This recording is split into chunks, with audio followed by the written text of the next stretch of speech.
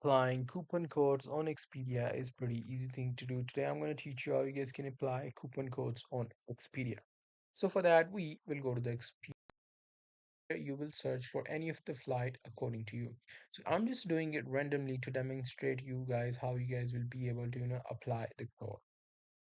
Remember one thing, the codes application is not available to every flight, so which means you might not be able to apply codes to some specific flights.